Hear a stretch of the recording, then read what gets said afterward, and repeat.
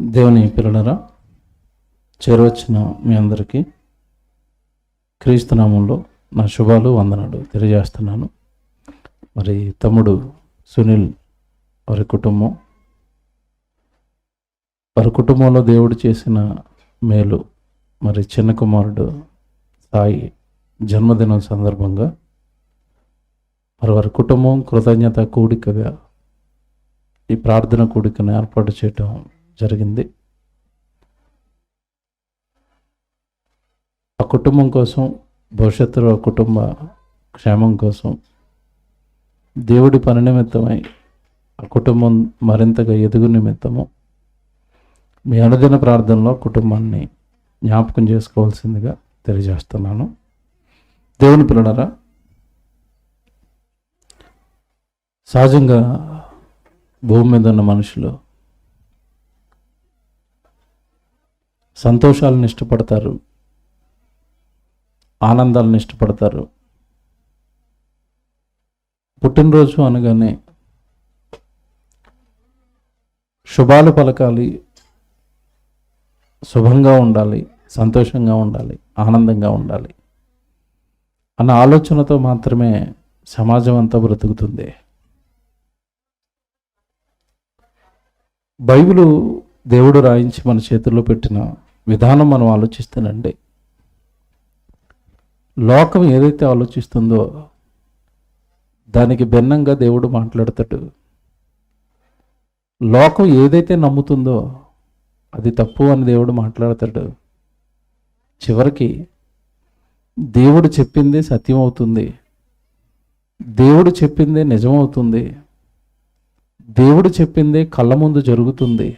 కానీ ఈరోజున్న సమాజం దానిని అంగీకరించడానికి మనసు ఉండదు.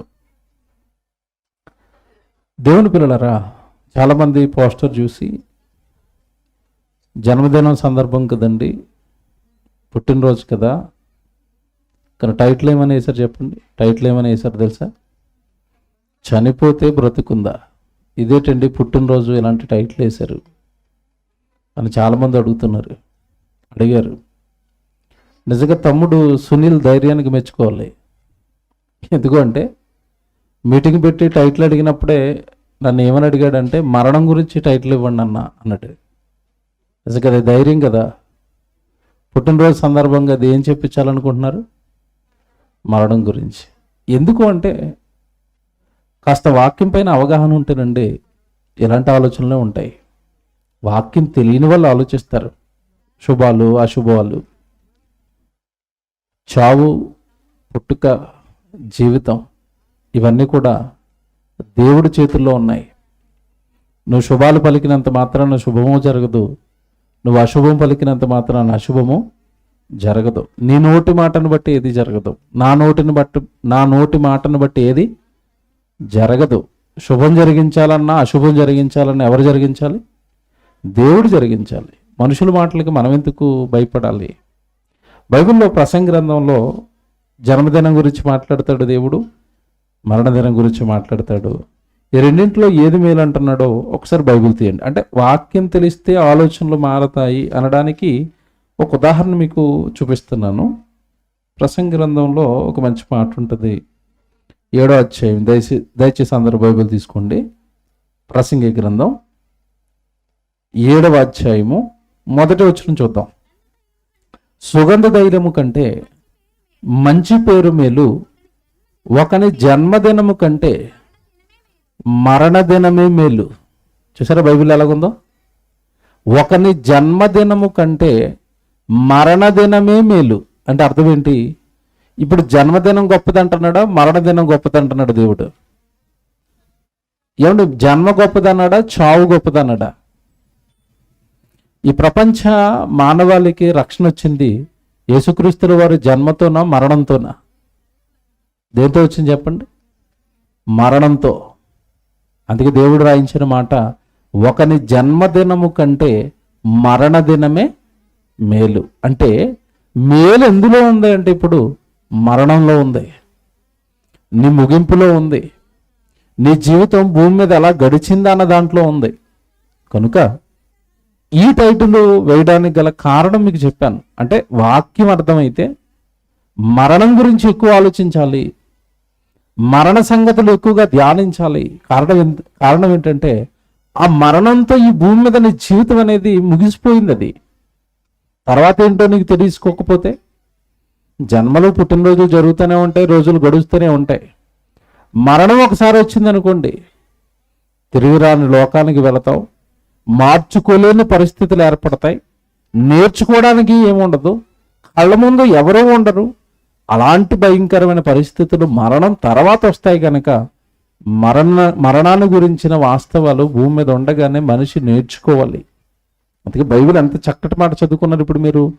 ఒకని జన్మదినము కంటే మరణదినమే మేలు. మరణంతో మేలు జరుగుతుంది. ఏంటా మేలు చూద్దాం, బైబిల్లోకి వెళ్దాం. దేవుని పిల్లలారా, టైటిల్ వేసాం. టైటిల్లో మీరు అందరూ చూశారు, చనిపోతే బ్రతుకుందా? చనిపోయిన తర్వాత ఏం జరుగుతుంది? ప్రపంచానికి $1 మిలియన్ ప్రశ్నగా మిగిలిపోయింది. ఇది కోట్ల మందిలో మెదులుతున్న ప్రశ్న ఇదే. కోట్ల మంది మధ్యలో ఎవడో ఒక రహస్యంగా ఉండిపోయిన సంగతి ఇదే. చనిపోతే ఏం జరుగుతుంది? చనిపోతే బ్రతుకుందా అని ఎందుకు వేసాము అంటే, చనిపోయిన తర్వాత ఏం జరుగుతుందో మనుషులకు తెలియదండి. మానవ జాతి ఈ భూమి మీద ఉన్న సంగతులు మాట్లాడమంటే అనర్గళంగా మాట్లాడతారు. భూమి మీద ఉన్న తిండి గురించి మాట్లాడమంటే మాట్లాడతారు. భూమి మీద వేసుకునే బట్టల గురించి మాట్లాడమంటే మాట్లాడతారు. చదువుకునే చదువుల గురించి మాట్లాడమంటే మాట్లాడతారు. చేసే ఉద్యోగాల గురించి మాట్లాడమంటే గంటల తరబడి మాట్లాడతారు. ఇక న్యూస్ ఛానల్ పెట్టినా, టీవీలో ఆన్ చేసినా, ఫేస్బుక్ ఆన్ చేసినా ఎన్ని విషయాలు మాట్లాడుతున్నారో మీకు తెలియదు కాదు. ప్రజలు చాలా విషయాలు మాట్లాడతారు. ఈ లోక సంబంధమైనవి 60-70 ఏళ్ల ఈ జీవితానికి సంబంధించినవి అన్నీ మాట్లాడతారు. ఎవరినైనా, ఏ ఒక్కరినైనా చావు తర్వాత ఏం జరుగుతుంది అని ప్రశ్నిస్తారనుకోండి, మాట్లాడడానికి ఏమైనా మిగిలిందా? ఏమైనా ఉందా? ఉంది. ఏముందంటే కొన్ని అబద్ధాలు చెప్పారు. ఏంటి అబద్ధాలు? చచ్చిపోయిన తర్వాత దెయ్యాలు అవుతారు, ఇది పచ్చాబద్ధం కదండి. ఇలా కొన్ని అబద్ధాలు చెప్పారు తప్ప చనిపోయిన తర్వాత ఏంటో ఎవరికి క్లారిటీ లేదు. కొంతమంది ఏమో గాల్లో కలిసిపోతారు అని చెప్పారు, కొంతమంది దెయ్యాలు అవుతున్నారు అని చెప్పారు, కొంతమంది జంతువులుగా మళ్ళీ పుడతారు, కుక్కగా పుడతారు, నక్కగా పుడతారు. చనిపోయిన రోజు చూడండి మీరు, చనిపోయిన 2వ రోజు 3వ రోజు మరి చనిపోయిన ఆయనకి అన్నం పెడతారు, భోజనం పెట్టి ఎదురు చూస్తూ ఉంటారు. ఎవరి కోసం? చనిపోయిన ఆయన కోసం. చనిపోయిన ఆయన ఇప్పుడు ఎలా రావాలట అంటే, మీ నాన్న కాకైపోయాడా? మీ అమ్మగారు కాకైపోయిందా? మీ అక్క కాకైపోయిందా? కాకి జీవితం ఎంత దారుణం అండి. పోనీ ఇక్కడ ఇంకోటి అడుగుతాను నేను, పోనీ ఆయన కాకి రూపంలో వస్తే 3వ రోజున అన్నం పెట్టారు, 10వ రోజు పెడతారా? 11, 12 ఏది? మీ అమ్మగారు కాకేది అంటే, కాకి రూపంలో వస్తే 3 రోజులు అన్నం పెట్టి ఒక ముద్ద ఆ రోజు కడుపు నింపి బయటికి తెస్తావా? ఇదేటండి ఇది. ఒకవేళ నిజంగా మీ అమ్మగారు కాకైతే మీ ఇంటి చుట్టే ఉంటుంది, ఎక్కడికి వెళ్తే కొడుకు కావు అనుకుంటూ. ఏది? కాకవుతుందని, దయ్యం అవుతుందని కళ్ళబొల్లి కథలు చెప్పండి. మానవ జాతికి జ్ఞానం లేకుండా చేశారు. దేవుడు మాట్లాడాలి. ఈరోజు అదిరిపోద్ది. దేవుడు మాట్లాడతాడు. మరణం తర్వాత సంగతులు జన్మనిచ్చిన తండ్రి మాట్లాడతాడు. మరణం తర్వాత సంగతులు సృష్టించిన సృష్టికర్త మాట్లాడతాడు. ఆయన చెప్తేనండి క్లియర్గా ఉంటాయి. ఆయన చెప్తే నమ్మడానికి రుజువులతో, ఆధారాలతో ఉంటాయి. మనుషులు చెప్పినవన్నీ కూడా కళ్ళబొల్లి కథలు చెప్పేశారండి. చనిపోతే బ్రతుకుందా? ఉంది. దేవుడండి బైబిల్లో నిజంగా మనం ఎలాంటి వాళ్ళమో తెలిసింది దేవుడికి.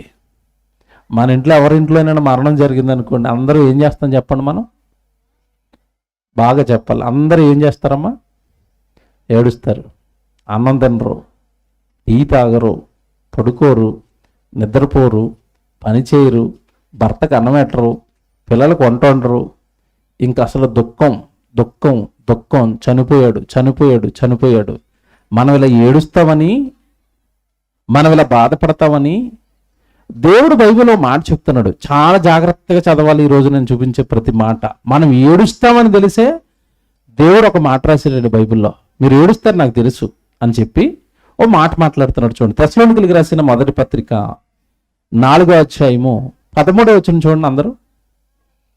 తెస్సలోనికీయులకు రాసిన మొదటి పత్రిక 4వ బైబిల్ చూడాలి అందరూ. తెస్సలోనికీయులకు రాసిన మొదటి పత్రిక 4వ అధ్యాయము 13వ వచనం చూడండి.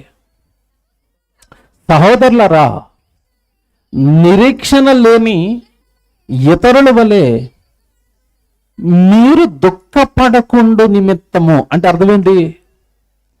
మీరు దుఃఖపడకుండు నిమిత్తము, మీరు దుఃఖపడద్దు, మీరు ఏడవద్దు. మీరు దుఃఖపడకుండా ఉండడానికి, మీరు ఏడవకుండా ఉండడానికి, మీరు బాధపడకుండా ఉండడానికి మీ కుటుంబంలోనో మీ కళ్ళ ముందో ఒక చనిపోయిన వ్యక్తి ఏమవుతాడో మీతో చెప్తాను, అది తెలియగే కదా మీరు ఏడుస్తున్నారు. బాగా వినండి, దేవుడు టాపు, దేవుడు సూపర్. మానవ జాతి మరణించిన వ్యక్తి విషయంలో ఎందుకు ఏడుస్తున్నారు అంటే, పోగొట్టుకున్న ఒక వ్యక్తిని, తల్లిని పోగొట్టుకున్నాం. మా అమ్మగారు పోయిందండి, మా అమ్మగారు వెళ్ళిపోయిందండి, నా కళ్ళ ముందే ఉండదండి, నాకు అన్నం పెట్టేదండి, నేను ఎక్కడైనా లేట్గా వస్తుంటే త్వరగా ఇంటికి రాని నాకు యోగక్షేమాలు చూసేదండి, నాకు అన్నం పెట్టింది, నా బట్టలు ఉతికింది, నాకు చదువు చెప్పించింది, నాకు వివాహం చేసింది, నా కష్టాలన్నిటిలోనూ కూడా నేను ఉన్నాను అని నా వెనకాల నిలబడింది. మా అమ్మ ఈ రోజున కళ్ళ ముందు లేదండి. ఏమైపోయింది మా అమ్మ? ఏమైపోయాడు మా నాన్న? నన్ను కన్నాడు, పెంచాడు, గొప్ప చేశాడు, నన్ను చాలా ఎత్తుకు తీసుకుని వెళ్ళాడు.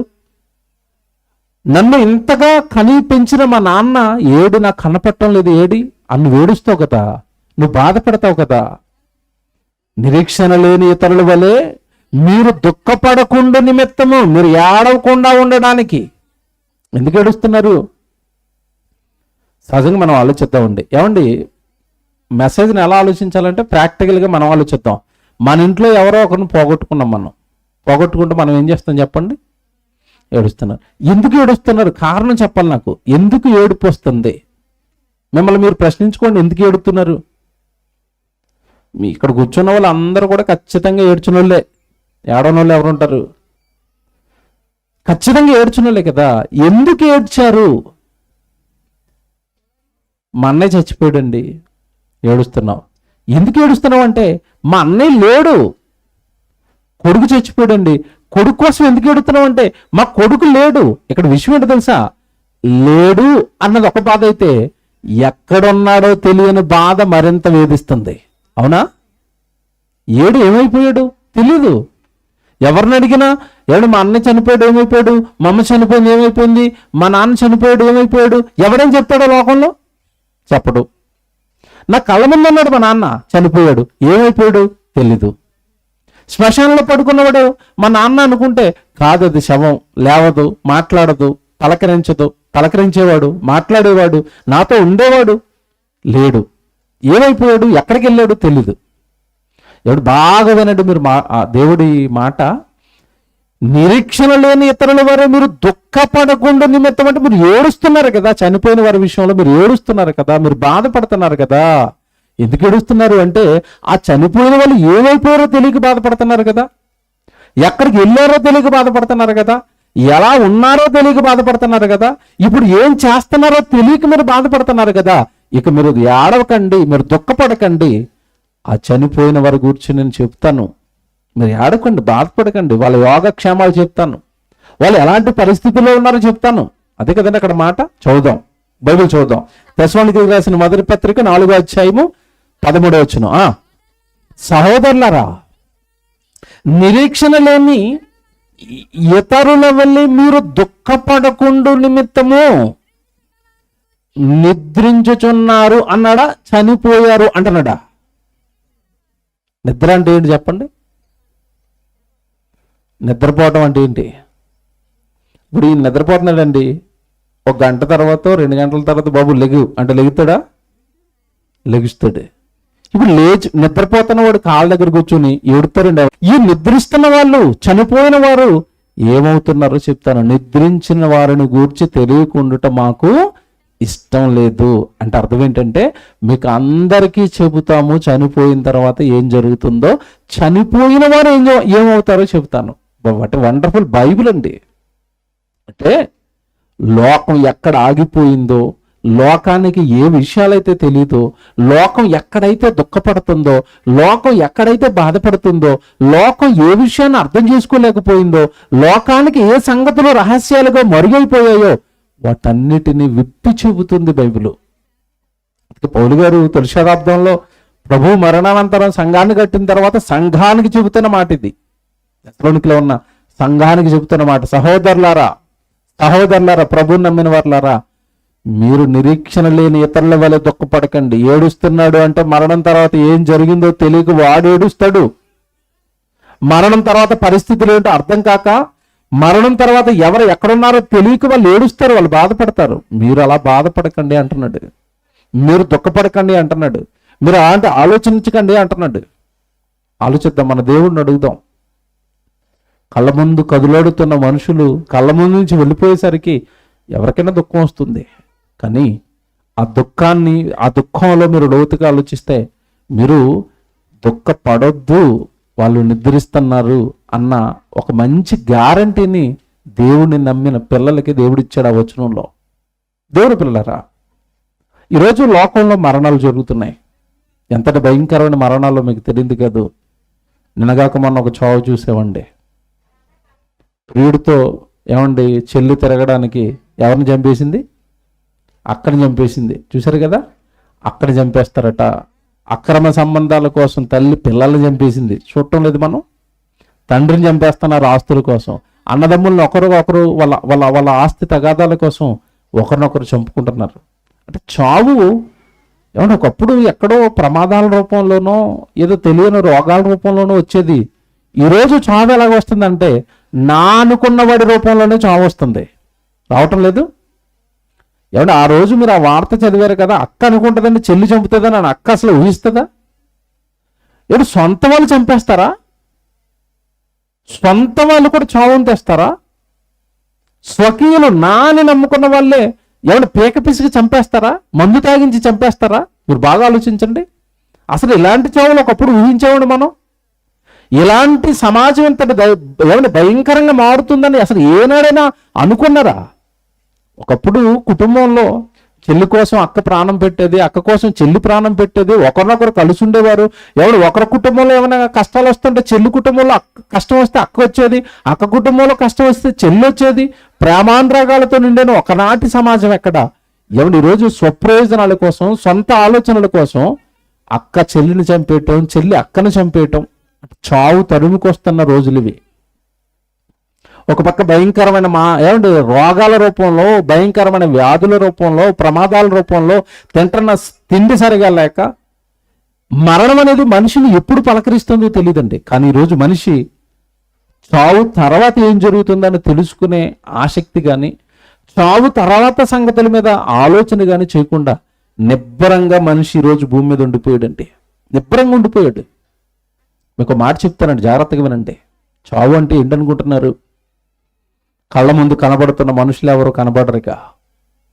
మీ అక్క, మీ తమ్ముడు, మీ చెల్లి, మీ నాన్న, మీ ఊరు, నువ్వు అనుకుంటున్న నీ ఇల్లు, నువ్వు అనుకుంటున్న నీ ధనం, నీ డబ్బు, ఇవేవి రాకుండా ఒంటరిగా నిన్ను తీసుకుని వెళ్ళిపోయేదే మరణం.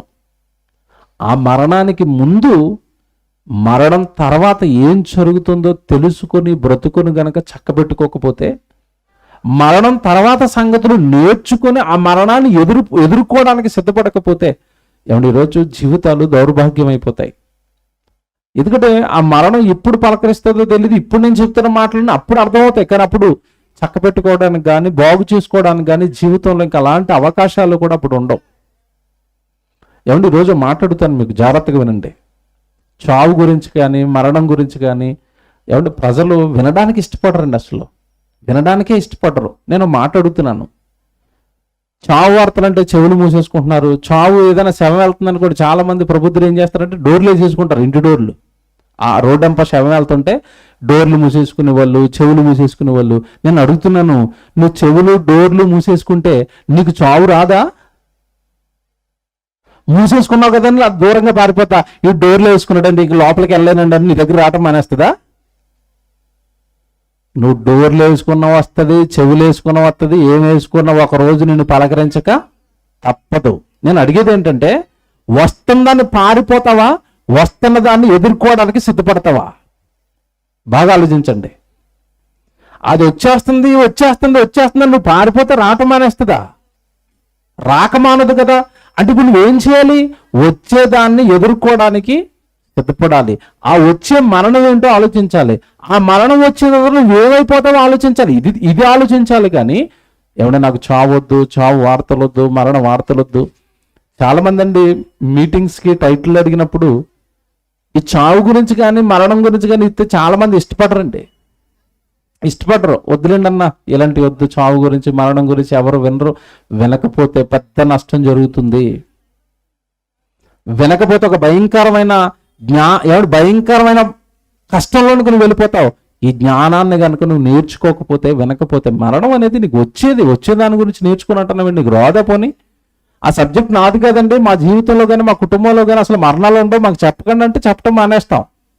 ప్రతి ఒక్కరిని పలకరించే మరణం గురించి నువ్వు వినను అంటే నీ జీవితానికి ఎవరు బాగు చేస్తారు చెప్పండి? ఇప్పుడు చెప్తానండి ఒక మాట.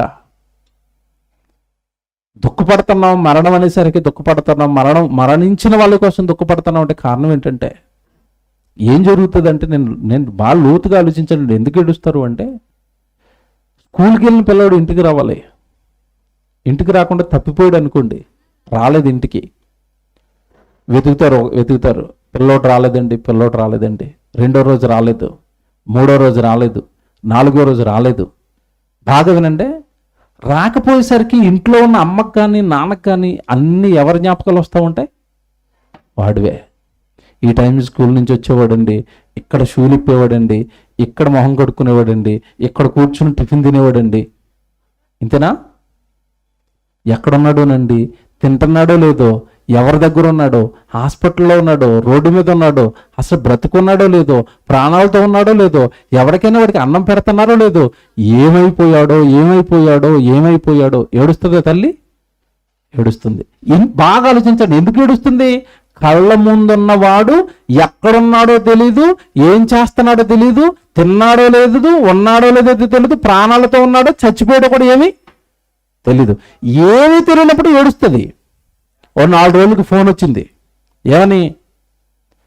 మీ వాడు బాగానే ఉన్నాడమ్మా, పలానా హాస్పిటల్లో బంధువులకు దొరికాడట, పలానా హాస్పిటల్లో ఉన్నాడు, క్షేమంగా ఉన్నాడు, ప్రాణాపాయం ఏమీ లేదు, మీ కొడుకు బాగున్నాడు అన్న ఫోన్ వచ్చింది. అప్పుడు ఎలాగుంటుంది తల్లికి? ఎలాగుంది? అమ్మయ్య, మా వాడు పలానా చోట ఉన్నాడంటండి, క్షేమంగా ఉన్నాడటండి, బాగానే ఉన్నాడట. అంతేనండి, ఇంటి నుంచి బయటకు వస్తుంది, ఇంకా సంతోషంతో ఆనందంతో చుట్టుపక్కల అందరింటికి వెళ్ళిపోతే, అక్క మా వాడు దొరికాడు, పలానా హాస్పిటల్లో ఉన్నాడట, బాగున్నాడట, నేను వెళ్ళిపోతాను, తీసుకుని తెచ్చేసుకుంటాను. బాగా ఆలోచించాలి మీరు. ముందు ఏడ్చింది, వెంటనే ఏమొచ్చింది? ఆవిడికి సంతోషం వచ్చింది. ఎందుకు సంతోషం వచ్చింది? బాగా ఆలోచించాలి లోతుగా. ఎందుకు సంతోషం వచ్చింది? ఎక్కడున్నాడో తెలిసింది, ఎలా ఉన్నాడో తెలిసింది. ఈరోజు చనిపోయిన వాడి విషయంలో ఎందుకు ఏడుస్తున్నారంటే, వాడు ఏమైపోయాడో తెలీదు, ఎక్కడున్నాడో తెలీదు, ఎలా ఉన్నాడో తెలీదు. అందుకే అంటున్నాడు పౌలు గారు, ఏమని? నిరీక్షణ లేని ఇతరుల వలె మీరు దుఃఖపడుకుండా నిమిత్తము నిద్రించుచున్న వారిని గూర్చి మీకు తెలియకుండుట మాకు ఇష్టం లేదు. మీరు బాధపడతారు కదా, మీ సొంత వాళ్ళు పోగొట్టుకుంటే, వాళ్ళు ఎలా ఉన్నారో ఎక్కడున్నారో మేము చెబుతాం, మీరు బాధపడకండి.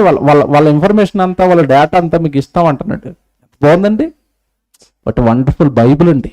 అంటే నిజంగా మన దేవుళ్ళో ఒక వ్యక్తిని పెంచుకుంటే, మన కొడుకుని కానీ, మన నాన్నని కానీ, మన తల్లిని కానీ, మనలో ఎవరమైనా వాళ్ళు నిజంగా దేవుడిలో ఉండి గనక, క్రీస్తునందు గనక నిద్రిస్తే వాళ్ళు చాలా క్షేమంగా ఉన్నారన్న వార్తలు బైబిల్ చెప్పింది. మరణం తర్వాత పరిస్థితులు చెప్పింది. మరణం తర్వాత ఏం జరుగుతుందో చెప్పింది. మరణం తర్వాత ఉన్న పరిస్థితులన్నీ కూడా కళ్ళకు కట్టినట్టుగా బైబిల్ చెప్పింది. బైబిల్లో దావీదు అని ఒక రాజు, భక్తుడు, ఆయన ఏమంటున్నాడో ఈ చావు గురించి, మరణం గురించి ఏమంటే దావీదు పలుకుతున్న ఒక మాట చూపిస్తాను మీకు. రాజుల మొదటి గ్రంథం బైబిల్ తీసుకోండి అందరూ. రాజుల మొదటి గ్రంథం 2వ అధ్యాయము 1వ వచనం ఒకసారి బైబిల్ చూడండి. రాజుల మొదటి గ్రంథం 2వ అధ్యాయము 1వ వచనం, అందరూ బైబిల్ తీసుకోండి. రాజుల మొదటి గ్రంథం 2వ అధ్యాయము 1వ వచనం చదువుతున్నారు. దావీదునకు మరణకాలము సమీపింపక, మరణకాలము అన్నాడు చూసారా, ఇక చావుకు దగ్గరలో ఉన్నాడండి, మరణిస్తాడు. ఇక ఆ మరణానికి ముందు ఆయన పలుకుతున్న మాటల్లో ఉన్న జ్ఞానాన్ని ఈ రాత్రి మీరు గమనించాలి. ఏమంటున్నాడు? దావీదునకు మరణకాలము సమీపింపగా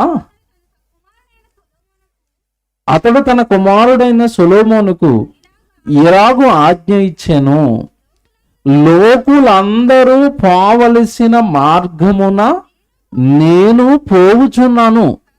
ఏమంటే ఇక్కడ ఆగండి, ఏమంటున్నాడు ఆయన? లోకులందరూ పోవలసిన మార్గమున నేనును పోవుచున్నాను. చచ్చిపోతున్నాను, ఇక నేను అయిపోయాను అంటున్నాడా? ఈ చావు తర్వాత ఇక్కడి నుంచి నేను ఎక్కడికో ఇంకొక చోటకి వెళుతున్నాను అంటున్నాడా? లోకులందరూ పోవలసిన మార్గమున నేనును పోవుచున్నాను. ఎక్కడికి పోతున్నాడు ఇంతకి దావీదు గారు? బాగా వినాలే. చావు అంటే అయిపోయిందని నువ్వు అనుకున్నావు, లోకం అనుకుంది. కానీ దైవ జ్ఞానాన్ని ఎరిగిన భక్తుడు అంటున్నాడు, చావుతో ఈ లోకం నుంచి మరో లోకానికి వెళుతున్నాను, ప్రయాణం చేస్తున్నాను. మరణం పేరుతో ఈ లోకాన్ని విడిచిపెట్టి మరో లోకానికి ప్రయాణం చేస్తున్నాను అన్నాడు. చూసారా?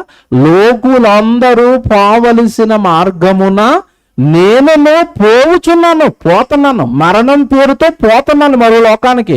నేను లేనని, నేను అయిపోయానని, నేను ఇక కనపడటం లేదని మీరేమైనా కంగారు పడతారేమో. సొలొమోను బాగా వినండి. మా నాన్న లేడు ఏడుస్తావేమో సొలొమోను. నేను నీ కళ్ళ ముందుండనేమో, మరో లోకానికి వెళుతున్నాను, మరో చోట ఉంటాను. ఎంత బాగుంది బైబిల్.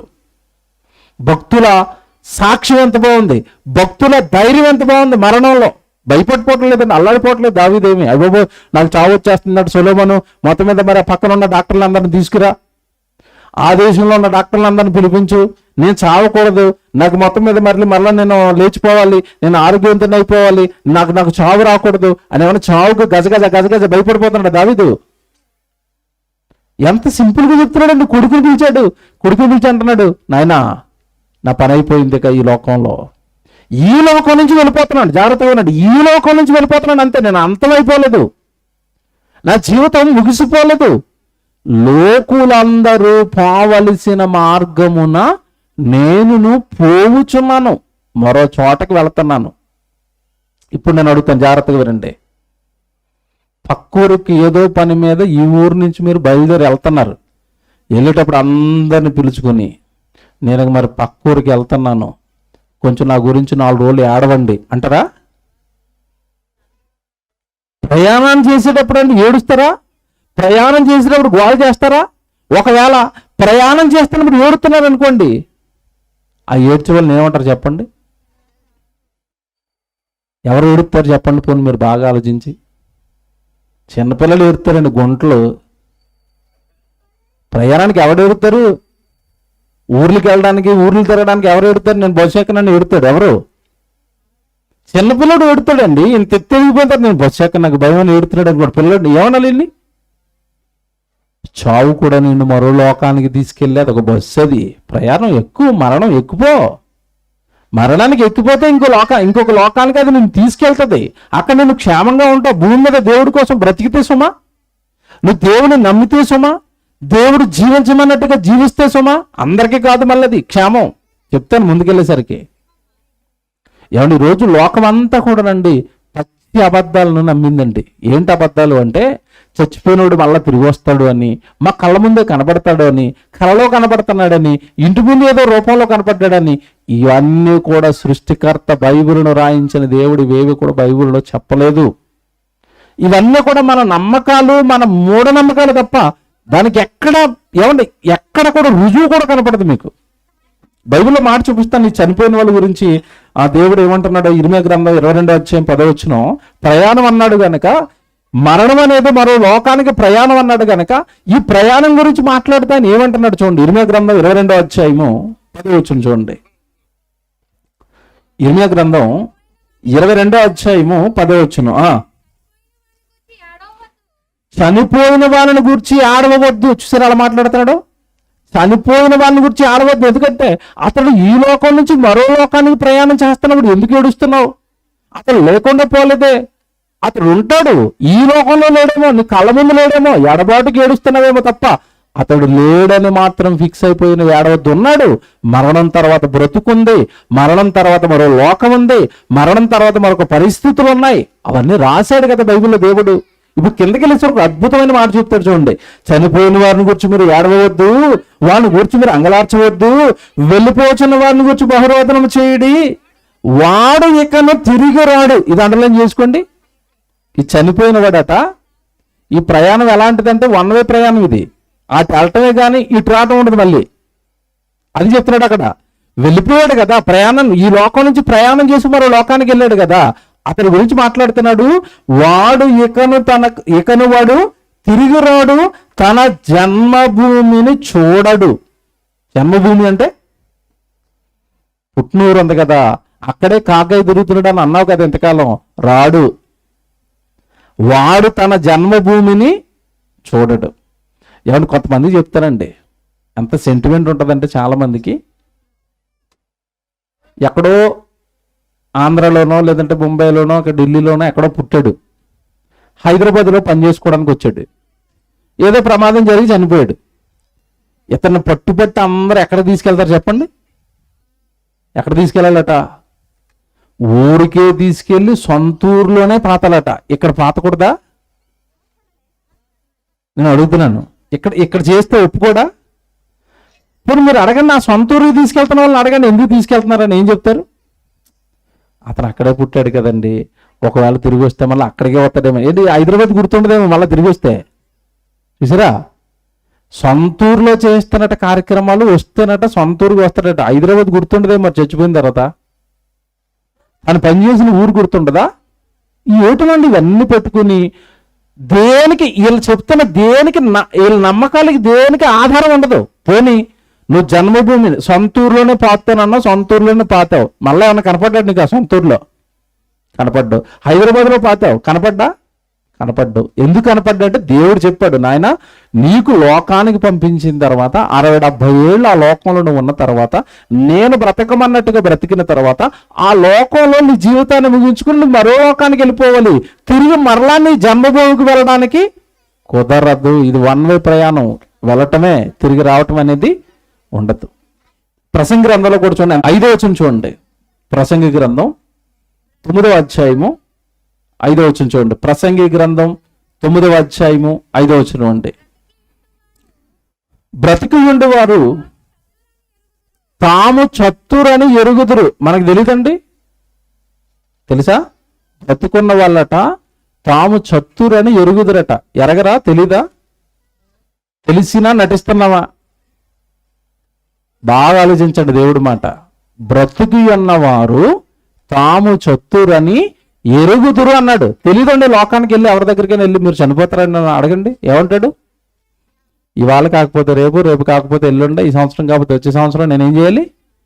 చనిపోవాలని. ఎరుగుతారా? ఎరుగుతారు. ఇప్పుడు నేను అడుగుతున్నది ఏంటంటే, చనిపోతానని ఎరిగిన నువ్వు చావు తర్వాత ఏం జరుగుతుందో ఎరిగేవా? ఇది కదా ప్రశ్న. చావు తర్వాత పరిస్థితులు ఏంటో ఎరిగేవా? చావు తర్వాత నీ జీవితం ఏమైపోతుందో ఎరిగేవా? చావు తర్వాత నువ్వు ఎక్కడికి వెళ్తావో ఎరిగావా? వెళ్ళే పరిస్థితులు నీ భూమి మీద ఉండగా నీ జీవితాన్ని బట్టి డిసైడ్ అవుతాయని ఎరిగావా? ఏమి తెలియదు. మళ్ళీ ఇవేమి నేర్చుకోరు. ఇక్కడ ఎంత బాగా చెప్తాడంటే, బ్రతుకు ఉన్నవారు తాము చతురని ఎరుగుదురు, అయితే చచ్చిన వారు ఏమీ ఎరగరు. అండర్లైన్ చేసుకోండి. చనిపోయిన తర్వాత భూమి మీద ఉన్న సంగతులకి ఏమి ఎరగరాళ్ళు. మా అక్క ఉంది, మా తమ్ముడు ఉన్నాడు, మా అన్నయ్య ఉన్నాడు, నా కొడుకున్నాడు, నాకు ఆడబిడ్డ ఉంది, నాకు బామర్ది ఉన్నాడు, నాకు బావున్నాడు, ఇవేవి వాళ్ళు ఎరగరక. భూమి మీద ఉండగానే ఈ బంధాలు, భూమి మీద ఉండగానే ఈ ప్రేమలు, చనిపోయిన వాళ్ళు ఇవేవి ఇక ఎరగారు. ఎంత బాగా చెప్పాడు చూడండి. ఇంకో మాట చూడండి అక్కడ ఎంత బాగుంటుందో. వారి పేరు మరవబడి ఉన్నది, వారికి ఏ లాభమును కలగదు. ఇక్కడ బాగా అండర్లైన్ చేసుకోండి. వారు ప్రేమింపరు, పగపెట్టుకొనరు, అసూయపడరు, సూర్యుడి క్రింద జరుగు వాటిలో దేని యందును వారికి ఎప్పటికీ వంతు లేదు. ఎంత బాగా చెప్పాడు చూసారా? వాళ్ళు నీకు ప్రేమించరుగా. ప్రేమ లేదట, పగ లేదట. బాగా వినండి, చచ్చిపోయిన వాడికి ఏమి లేదు, ప్రేమ లేదు, చచ్చిపోయిన వాడికి పగ లేదు. ఒకవేళ ప్రేమ ఉందనుకోండి, ఏం జరుగుతుందో చెప్పండి, బాగా ఆలోచించి చెప్పండి. చచ్చిపోయిన వాడికి నీ మీద ప్రేమ చావలేదండి. ప్రతిరోజు వచ్చి రాత్రిపూట నీ బెడ్ దగ్గర కూర్చుంటున్నాడు. నిద్ర పడుతుంది నీకు? బాగా ఆలోచించాలి. నాన్నే దైవం బెడ్ దగ్గర కూర్చున్నాడు, వచ్చి అమ్మా బాగున్నావా అని జుట్టు తిరుగుతున్నాడు రోజు. నిద్ర పడుతుందా కూతురికి? 4 రోజులు చూస్తుంది, 5 రోజులు చూస్తుంది, 6 రోజు ఎవడన్నా మంత్రగాడు ఉంటే పిలవండి, మొత్తం వచ్చి నా దగ్గర కూర్చుంటున్నాడు రోజు. చచ్చిపోయినాడు ప్రేమిస్తే తట్టుకుంటావా? చచ్చిపోయినాడు ప్రేమిస్తే నువ్వు నిలబడతావా? అది దేవుడు అన్నాడు, చనిపోయిన వాడికి ఏముండదట, ప్రేమ ఉండదు. ఇంకోటి చెప్పనా, చచ్చిపోయిన వాడికి పగ కూడా ఉండదు. పగ ఉందనుకోండి, పరిస్థితి ఏంటి చెప్పండి. ఇప్పుడు మీకు ఇది అర్థం అవ్వదు. మనం న్యూస్ చూశారు కదా, చెల్లి ఎవరిని చంపేసింది? అక్కని చంపేసింది. ఇప్పుడు అక్క పగ పట్టింది. ఏం చేయాలా? భూమి మీదకి వచ్చి చెల్లిని చంపేసి, చెల్లి ప్రియుని చంపేసి, పోని పట్టుకున్నామంటే ఎవరికైనా దొరుకుతుందా? ఈ పగ, చచ్చిపోయిన వాళ్ళకి పగ ఉందనుకోండి, ఎన్ని మర్డర్లైనా చేయొచ్చు, పోలీసులకు దొరుకుతాడా? దొరకడం. ఎంత బాగుంటుంది అప్పుడు. ఎవరిని చంపాలనుకుంటే వాడిని చంపొచ్చు. అందుకే దేవుడండి చచ్చిపోయిన వాళ్ళకి ప్రేమించే అవకాశం ఇవ్వలేదు, చచ్చిపోయిన వాళ్ళకి పగ తీర్చుకునే అవకాశము. వాట్ వండర్ఫుల్ బైబిల్ నేను చెప్పింది చూసారా? వాడికి ప్రేమింపడు, పగ పెట్టుకోనడు, ఎవడు అసూయ పడ్డాడు, అసూయ ఇవ్వలేదు. ఇప్పుడు అసూయ ఉందనుకోండి, పరిస్థితి ఎలా ఉంటుంది? అసూయ అంటే మీకు తెలుసు కదా, ఇడేదో డొక్కు కారులో తిరుగుతా ఉండు, డొక్కు కారులో యాక్సిడెంట్ అయిపోయి చచ్చిపోయాడు. ఎప్పటి నుంచో పక్కోడు పెద్ద కారులో తిరుగుతున్నాడు అని ఆడి మీద కోపం ఉంది. వీడు చచ్చిపోయిన తర్వాత అదే అసూయ ఉందనుకోండి, లోపల ఓ రోజు దయ్యంగా వచ్చి ఏం చేస్తాడు చెప్పండి? ఈ పెద్ద కారులో తిరుగుతున్నాను చంపాడు, వీడికంటే మంచి ఉద్యోగం చేస్తున్నాను చంపాడు. ఉంటుందా? మీరు బాగా ఆలోచించండి. ఇప్పుడు అసూయ ఉందా? లేదు. ప్రేమ ఉందా? లేదు. పగ ఉందా? లేదు. ఏమీ లేవు, ఏమీ ఉండవు. పైపొచ్చి అక్కడ అంటున్నాడు, సూర్యుని క్రింద అనగా ఈ భూమి మీద జరుగు వాటిలో దేని యందున వాడికి పాలు లేదు కాడ. ఏమి పాలు పంపులు పంచుకోడు కాదు. భూమి మీద పగలు కానీ ప్రేమలు కానీ, నీకు ఏమంటే వాడు విడిచిపెట్టి వెళ్ళిపోయిన ఆస్తుల మీద కానీ, వాడు విడిచిపెట్టి వెళ్ళిపోయిన వస్తువుల మీద కానీ, వాడు విడిచిపెట్టి వెళ్ళిపోయిన మనుషుల మీద కానీ వాడికి ఎలాంటి పాలు లేదు, వంతు లేదట. బంగారం అంటే బాగా ఇష్టం అండి ఒక ఆవిడికి. ఒంటి నిండా ఎప్పుడు 7 వారాలు నగలేసుకుని తిరిగింది. హార్ట్ అటాక్ వచ్చి చచ్చిపోయింది. ఇప్పుడు ఆ నగలు ఏం చేస్తారు చెప్పండి నాకు? కూతురు పని చేసుకున్నారు. పోనీ ఆవిడకి పిల్లలు లేరు కదండి, దగ్గర బంధువులు ఎవరో పని చేసుకున్నారు. ఈ నగలంటే పిచ్చి ఈవిడికి, చచ్చిపోయింది. ఆవిడ నగలు వేరే ఆవిడ ఎవరో వేసుకుంది. ఏం చేయాలి చెప్పండి? ఇప్పుడు ఏం చేయాలి? నా నగలవి అని పీక పిసిగేస్తుంది అనుకోండి రోజు వచ్చి. ఎలా ఉంటుంది పరిస్థితి? అందుకే అన్నాడు, భూమి మీద ఏ కార్యక్రమంలోనూ కూడా వాళ్ళకి ఏమి లేదట, వంతు లేకుండా చేశాడు. కష్టపడి కారు కొనుక్కున్నాడు. కొత్త కారు చాలా రోజుల నుంచి కళ. ఈ కారు ఎప్పుడు ఎక్కాలా అనుకున్నాడు. కొత్త కారు షోరూమ్ నుంచి పట్టుకొస్తున్నాడు, లారీ రోజు గురించి చచ్చిపోయాడు. ఒక కారు భూమి మీద ఉండిపోయింది. నా కారు అనుకున్నాడు, దైవం అయిపోయాడు అనుకోండి. ఆ కారు ఎవరినైనా ఎక్కడెత్తాడు? ఇంకా ఆలోచించింది ఎప్పుడైనా? ఎవడు బుర్రలేని లోకం ఎప్పుడైనా ఆలోచించిందా? ఆలోచించదు. అందుకే దేవుడు బాగా రాశాడండి బైబిల్లో. నాయన, చచ్చిపోయిన తర్వాత లోకం ఏదైతే చెప్తుందో ప్రేమిస్తారని, పగలు పెంచుకుంటారండి. ఏమంటే ఈ సినిమా వాళ్ళు అందరూ ఇదే కదా చెప్పారు. ఏం చెప్పారు? చచ్చిపోయిన వాళ్ళట. మరి ఒక సినిమా వచ్చిందంటే అప్పుడు ఏగా, ఇది మరీ దారుణం. చచ్చిపోయినాడట, ఏగా ఈవిడ వెనకాల దూరుతున్నాడట. కరెక్ట్గా దోమలు పెట్టి గట్టిగా ఛార్జింగ్ పెట్టి ఒకసారి ఇలాగంటే చచ్చిపోద్ది అది. ప్రేమికుడు దోమతో, ఏమండి దోమల దాటితో కూడా చంపేయచ్చు. ఆ ఏగట ఏమండి మరి ఈవిడ అమ్మగారి కోసం మహాయుద్ధాలు చేసిందట, మనుషుల్ని చంపిందట, మనుషుల్ని కాల్ చేసిందట. విడ్డూరంగా వింత కదండి. ఏగా చచ్చిపోయిన తర్వాత ఏమండి ఈరోజు లోకంలో గొప్ప వాళ్ళుగా పిలువబడుతున్న వాళ్ళకి సైతం జ్ఞానం లేదండి. డాక్టరేట్ ఇచ్చారు ఆయనకి, బ్రహ్మానందం గారు. ఆయన ఏమని మాట్లాడాడు తెలుసండి ఒకరోజు సభలో? నేను ఈరోజు హాస్య బ్రహ్మగా మీ ముందు అన్నాను కదా, మిమ్మల్ని అందరినీ నవ్విస్తున్నాను కదా, దేవుని నేను కోరుకున్నాను.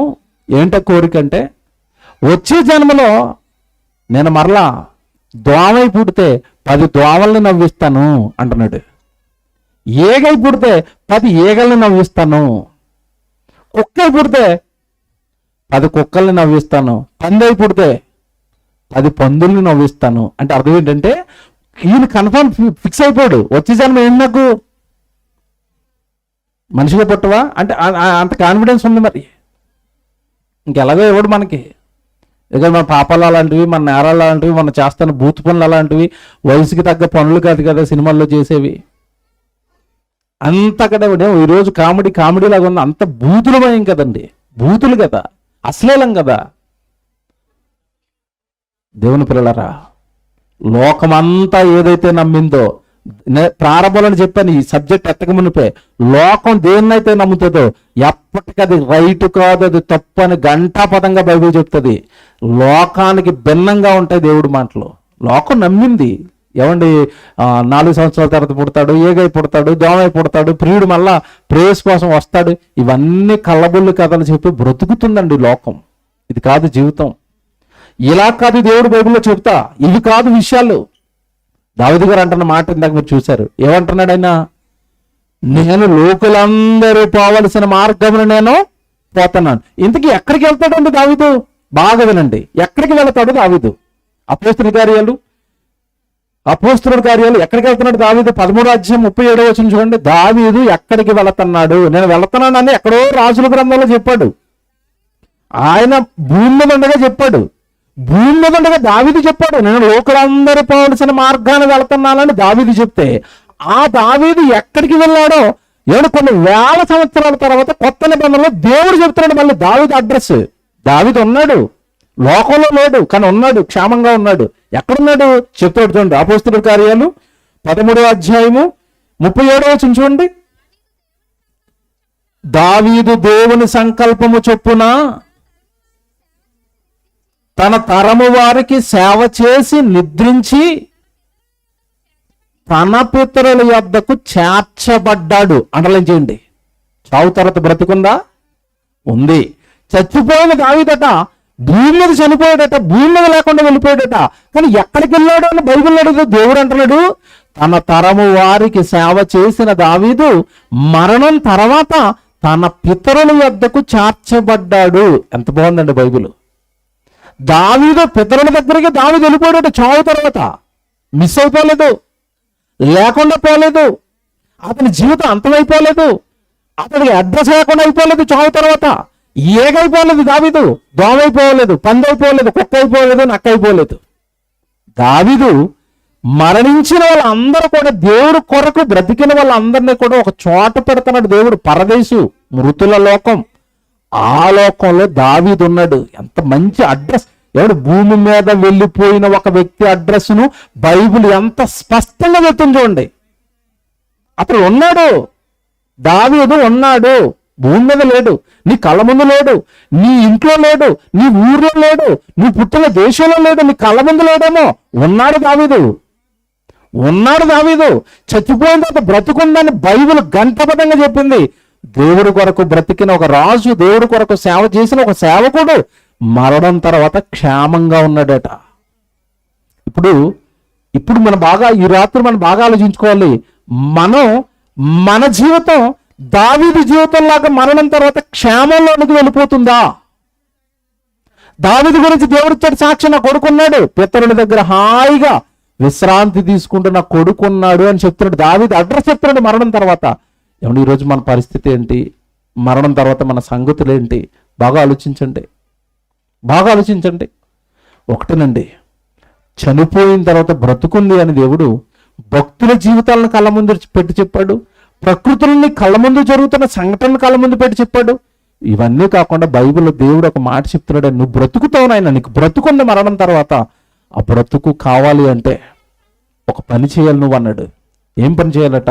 ఎప్పుడో క్రీస్తుకు పూర్వం 700 సంవత్సరాల క్రితం చెప్పాడండి ఈ మాట. యెషయా గ్రంథం మీరు చూడండి. మరణం తర్వాత బ్రతుకు కావాలి అన్నా, మరణం తర్వాత మనిషి బ్రతకాలి అన్నా, చావు తర్వాత మనిషి బ్రతకాలి అంటే ఏం చేయాలో చెప్తున్నాడు. యెషయా గ్రంథం 55:3 చూడండి. యెషయా గ్రంథం 55:3 3. చెవియొగ్గి నా యొద్దకు రండి. బాగా వినండి, చెవియొగ్గి నా యొద్దకు రండి. దేవుడు అంటున్నాడు, నా యొద్దకు రండి, నా దగ్గరకు రండి. మీరు వినిన ఎడల మీరు బ్రతుకుతారు. ఆ మాట చూసారా? ఇటు వింటే బ్రతుకుతామా? ఏం వినాలి ఇంతకీ? ఏం వినాలి? ఏగ జీవిత చరిత్ర విన్నావు అనుకోండి, బతుకుతావా? బతకో. దోమ జీవిత చరిత్ర విన్నావు, బతుకుతావా? బతకో. సినిమా స్టోరీలు విన్నావు, బ్రతుకుతావా? బ్రతకో. మరి ఏం వినాలి? నా దగ్గరికి రా. దేవుడు చూసారా ఎలా పిలుస్తున్నాడు? చచ్చిపోయిన తర్వాత బ్రతుకు కావాలా? నా దగ్గరికి రా. మరణం తర్వాత నువ్వు బ్రతకాలా? నా దగ్గరికి రా. మరణం తర్వాత నువ్వు క్షేమంగా ఉండాలా? నా దగ్గరికి రా. మీరు నా యొద్దకు వచ్చి నా మాటలు వినున ఎడల మీరేం చేస్తారట? బ్రతుకుతారు. ఏంటండి ఆ మాట? మీరు లోకంలో ఎవరైనా బాగా వినండి, దేవుడిచ్చిన పిలుపు చెప్తున్నాను, దేవుడిచ్చిన ఆహ్వానం చెప్తున్నాను, ఇప్పుడు లోకాన్ని అడగమని చెప్తున్నాను. లోకంలో ఎవరైనా మీరు నా దగ్గరికి రండి, చచ్చిపోయిన తర్వాత మిమ్మల్ని బ్రతికించేస్తాను అన్నాడా? అన్నాడా ఎవరైనా? ఏ డాక్టర్ అయినా అన్నాడా? ఏ లాయర్ అయినా అన్నాడా? ఏ సైంటిస్ట్ అయినా అన్నాడా? మీరు నా దగ్గరికి రండి, చచ్చిపోయిన తర్వాత మిమ్మల్ని బ్రతికించేస్తాను అన్నాడా? ఎవడండి? ఒక్క దేవుడిచ్చాడు ఈ అభయం. మీరు అనొచ్చు, దేవుడు రమ్మన్నాడండి, బ్రతికిస్తానంటున్నాడండి. ఏంటండి మేము ఎలా నమ్మాలి? మాకు రుజువులు ఏంటండి? మాకు ఆధారాలు ఏంటి? మనిషి ఇంతే కదా. ఎప్పుడు ఏం కావాలి? రుజువులు, ఆధారాలు. మోసం చేసే మనిషిని నమ్ముతాడు తప్ప బాగు చేసే దేవుడు మాట అస్సలు నమ్మడండి మనిషి. ఈరోజు లోకంలో చాలా మంది మోసగాళ్ళు ఉంటారు. ఆ మోసగాడు ఏది చెప్పినా నమ్ముతాడు, దేవుడు మాత్రం నమ్మడు. దేవుడు మాట మాత్రం నమ్మడు. మనం మంచోళం కాదని నమ్మమని తెలిసే ఆధారం పెట్టాడు భూమి మీద ఒకటి. చచ్చిపోయిన తర్వాత ఇదిగో నా దగ్గరకు రా, నా మాట విను, నిన్ను బ్రతికిస్తాను అని దేవుడు చెప్పాడు కదా. ఆ బ్రతికిస్తానన్న దానికి రుజువు ఒకటి, ఆధారం ఒకటి భూమి మీద దేవుడు పెట్టాడు. ఏంటంటే ఆధారం అంటారా? మంచి వచనం చూపిస్తాను. అపోస్తలుల కార్యాలు మీరు చూడండి. ఏంటి ఆధారం చెప్తున్నాడు? ఏంటి నీకు ఆ బేస్ అంటే చెప్తున్నాడు? నీకు ఎవిడెన్స్, ఒక ప్రూఫ్, ఒక ఆధారం పెట్టాను భూమి మీద. అదొక్కసారి కళ్ళ ముందు చూడు, నేను బ్రతికిస్తానన్న దానికి ఆధారం అదే అన్నాడు. అపోస్తలుల కార్యాలు 17వ అధ్యాయం అందరు తీయండి. 17వ అధ్యాయం అపోస్తలుల కార్యాలు 30వ వచనం చూద్దాం. 30-31 జాగ్రత్త చదవండి. అపోస్తలుల కార్యాలు 17వ అధ్యాయము 30వ వచనం 31వ వచనం. ఆజ్ఞాన కాలమును దేవుడు చూచి చూడనట్టుగా ఊరకుండెను. ఇప్పుడైతే అంతటను అందరును మారు మనస్సు పొందవలనని మనుషులకు ఆజ్ఞాపించుచున్నాడు. అందరూ మారు మనసు పొందాలి. జాగ్రత్తగా వినండి ఇది. అందరూ మారు మనసు పొందాలి. నిన్ను పుట్టించిన దేవుడు అన్నాడు, ఆయన కోసం నువ్వు పుట్టావు. ఈ లోకంలో ఉన్న ఈ జీవితం అంతా కూడా ఆయింది. ఈ మారు మనసు నీకు రావాలి. ఇప్పటి వరకు లోకం కోసం బ్రతికావు, ఇప్పటి వరకు నీ కోసం బ్రతికావు. నీ ఇష్టాలు అన్నావు, నీ సుఖాలు అన్నావు, నీ సంతోషాలు అన్నావు. పుట్టించిన దేవుడికి నీ నుంచి కానీ నీ కుటుంబం గురించి కానీ ఏమి జరగని పరిస్థితులు, ఏ ఫలాలు నీ నుండి దేవుడికి రాని పరిస్థితులు నువ్వు బ్రతికేశావు. దేవుని ఎరిగానని చెప్పు కూడా నీ నుండి ఎలాంటి కార్యాలు దేవుడికి రాలేదు, ఎలాంటి ఫలాలు దేవుడికి రాలేదు. మారు మనసు అంటే ఏంటనుకుంటున్నారు? అందరూ అంతటను మారు మనసు పొందాలంటే మారు మనసు అంటే ఏంటనుకుంటున్నారు? ప్రతి పదానికి బైబిల్ అర్థాలు ఉంటాయి. బాప్తిస్మ ఇచ్చి యోహాన్ గారి దగ్గరికి పొలోమని బాప్తిస్మాలు తీసుకోవడానికి వస్తున్నారు. ఆ రోజు మేము దేవుడిని నమ్మేసాం, మాకు బాప్తిసాలు ఇచ్చేయండి. ఆ బాప్తిసాలు ఇచ్చే ముందు ఏమని చెప్పాడు చెప్పండి? బాప్తిస్మ ఇచ్చి యోహాన్ ఏమని చెప్పాడు? మారు మనసుకు తగిన ఫలములు ఫలించండి, లేని ఎడల ఇప్పుడే చెట్ల వేరన గొడ్డలి ఉంచబడి ఉన్నది, నరికేస్తాడు అన్నాడు. అంటే ఏదో అలా మేము దేవుడి దగ్గరికి వచ్చేస్తాం, బాప్తిసం తీసుకుంటే అది కాదు. ఆ మారు మనసు నుంచి ఫలాలు కావాలి దేవుడికి. ఏ ఫలాలు వచ్చాయి ఈరోజు దేవుడికి మన నుండి? ప్రేమ. ఆ ప్రేమకు అర్థం ఏంటో తెలుసండి? నిన్ను వల్ల నీ పొరుగుని ప్రేమించాలి, వాడి ఆత్మను కాపాడాలి, వాడి ఆత్మను కాపాడడానికి ఇలాంటి వాక్యాలు చెప్పించాలి, ఒక ఆత్మలను దేవుడి వైపు మళ్లించాలి. అతని ప్రేమ అంటే ఆ మొదటి ఫలం చెప్పాడు అక్కడ. ప్రేమ, సంతోషము, ఇవన్నీ ఆత్మఫలాలు కదండి, మీకు తెలియదు కాదు కదా. మారు మనసు నుండి వచ్చే ఆత్మఫలాల్లో మొదటి ఫలం ప్రేమ అయితే, ఇదిగోండి ఈరోజు ఈ కుటుంబం ప్రేమను పంచుతున్నారు. వాళ్ళు మేము దేవుని ప్రేమిస్తున్నాం, మా గ్రామాన్ని ప్రేమిస్తున్నాం, మేము ఉన్నాం, మా చుట్టుపక్కల ఉన్న గ్రామాలను, మా కుటుంబాలను ప్రేమిస్తున్నామని ఇది వాళ్ళ కష్టార్జితాన్ని ఖర్చు పెట్టి వాక్యాలన్నీ చెప్పించి ప్రేమ అంటే ఇది, మేము మారాము అనడానికి ఉదాహరణలు ఇవి. నువ్వు మారేవా? నీ కుటుంబం మారిందా? ఎప్పుడైనా పబ్లిక్గా మేము మారేవని నీ మార్పును ప్రజలకు చూపించావా? నీ కుటుంబం తరపున మేము మారేవండి, మా ప్రభువుని ప్రకటిస్తున్నామండి, ఇక మేము ప్రేమించి మా ప్రభువు మాటలు మీ వద్దకు పట్టుకొచ్చావని ఏనాడైనా మన నుండి కానీ మన కుటుంబాల నుండి కానీ దేవుడి మాటలు ఈ లోకంలోనికి వెళ్ళాయా? అది మారు మనసు అంటే, అది మారటం అంటే. అదే అంటున్నాడు ఇక్కడ, ఏమని? అంతటను అందరూ మారు మనసు పొందవలనని మనుషులకు బతిమాలటం లేదు, ఆజ్ఞించాడు. మారతావా? మారవనుకోండి, ఇదిగో మరణం తర్వాత నిన్ను బ్రతికిస్తాను, అలా బ్రతికిస్తాను అనడానికి నీ కళ్ళ ముందు ఒక ఉదాహరణ, ఒక ప్రూఫ్, ఒక ఆధారం పెట్టానంటాడు. ఇప్పుడు చదవండి, ఆ తర్వాత మాట చదవండి, ఎంత బాగుంటుంది అది. ఎందుకనగా తాను నియమించిన మనుషుని చేత నీతిని అనుసరించి భూలోకమునకు తీర్పు తీర్చబోయుడు ఒక దినమును నిర్ణయించి ఉన్నాడు. మృతులలో నుండి ఆయనను లేపినందున దీనిని నమ్ముటకు అందరికీ ఆధారము కలగజేసి ఉన్నాడు. అది అండర్లైన్ చేసుకోండి. ఇదిగో చనిపోయిన తర్వాత తీర్పు ఉందట. భూమి మీద దేహం దేవుడిచ్చాడు కదా, ఈ జీవితం దేవుడిచ్చాడు కదా, నీకు ఆహారం దేవుడు పెడుతున్నాడు కదా, నువ్వు అనుభవిస్తున్న సృష్టి అంతా దేవుడు నడిపిస్తున్నాడు కదా, ఇవన్నీ నువ్వు అనుభవిస్తూ ఆయన నమ్మక ఆయన కోసం నువ్వు బ్రతకనప్పుడు ఇదిగో ఈ లోకానికి తీర్పు తీర్చడానికి దేవుడు ఒక ఆయన నియమించాడు. ఆయనే ప్రభు అయిన యేసుక్రీస్తుల వారు. ఆయన ఒకరోజు తీర్పరగా నీ మీద నిలబడతాడు. నువ్వు మారు మనసు పొందావా? ఆయన మాటల ప్రకారం బ్రతికావా? నిన్ను తిరిగి మరలా దేవుడు బ్రతికిస్తాడు. ఆ బ్రతికిస్తాను అనడానికి, నువ్వు నమ్మడానికి ముందుగానే ఆయన 3 రోజులు చనిపోయాడు. 3 దినాలలో ఆయన ఏమైపోయాడు? తిరిగి లేచాడు. తిరిగి లేచిన ఆయనే ఈరోజు నీకు ఏంటంట? ఆధారం. ఆ మాట చూడండి ఎంత బాగుందో. చనిపోయిన వాళ్ళు బ్రతుకుతారా? చచ్చిపోయి తిరిగి లేస్తారా? ఏం దేవుడు అలా చెప్తాడండి అంటావు కదా. నువ్వు అలా అంటున్నా, నువ్వు నమ్మాలి కదా. నమ్మడానికే యేసుక్రీస్తుల వారి మరణ సమాధి, తిరిగి మరలా పునరుత్థానం. లేచాను, నేను తిరిగి లేచాను. చనిపోయిన ప్రతి ఒక్కడు కూడా తిరిగి లేస్తాడనడానికి ప్రభు అని యేసుక్రీస్తుల వారి ఆధారం అట. చనిపోయిన తర్వాత బ్రతుకుంది, చనిపోయిన తర్వాత బ్రతుకుతారు అనడానికి యేసుక్రీస్తుల వారి జీవితం ఆధారం అట. బలిరాశుడు చూసారండి బైబిల్. ముగిస్తానిక ముగింపులో మీరు వినవలసిన కొన్ని మాటలు ఉన్నాయి, అసలైనవి, అవసరమైనవి, అందరూ ఆలోచించవలసినవి కొన్ని మాటలైతే దేవుడు రాశాడండి. దేవుని పిల్లలారా, ఈ మరణం తర్వాత జీవితం ఉంది అని చెప్పారు కదా. ఎవరికి ఇస్తాడు దేవుడు? ఎవరికి ఇస్తాను అన్నాడు? దానికోసం ఏం చేయాలి అంటే ఒక చిన్న పని మాత్రం చెప్పాడండి. రోమపత్రిక 12వ అధ్యాయము 7 మొదటి 2 వచనాలు మీరు చూడండి బైబిల్లో. రోమపత్రిక 12వ అధ్యాయము మొదటి 2 వచనాలు చూడండి.